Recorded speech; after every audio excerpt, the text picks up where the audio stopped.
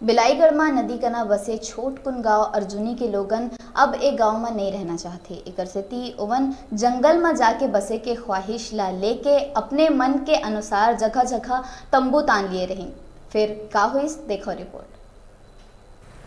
दरअसल मामला अर्जुनी गांव के रहवैया मन के है, जिन मन बरसात के बेरा में परेशान हो जाते। उमन के कहना है कि बरसात में उमन के गांव बूढ़े के स्थिति में आ जाते हैं। तेकर सेती उमन अपन पूर्वज के गांव दीवानपुर में बसना चाहते, जिन्हा जंगल में हवे।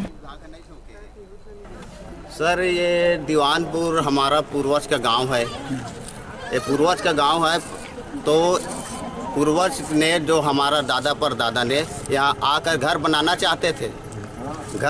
चाहते थे।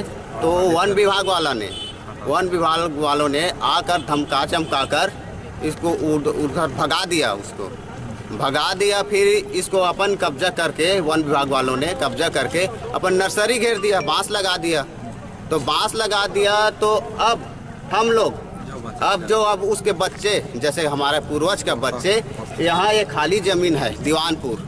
इस दीवानपुर में हम बसना चाहते हैं, घर बनाना चाहते हैं। तो अब वन विभाग वाले ने आया है यहाँ और हमारा झोपड़ी जो बनाया है उसको तोड़ने की कोशिश की। ये दीवानपुर है, आपके पास लिखित में है? हाँ, लिखित में है।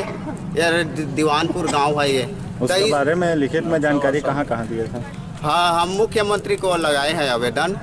ग्रामीण मन के कहना है कि दीवानपुर में कई साल पहले उमन के पूर्वज रहत रहीन, जेला तत्कालीन वन विभाग कतीले भगा के ओ एरिया ला अपन कब्जा में ले गए रहीस। ग्रामीण मन कहत है कि दीवानपुर में उमन के अधिकार है, तेकरे से ती यहाँ रहे के ख्वाहिश ला लेके अपन जगह ला घेरेला शुरू कर देन।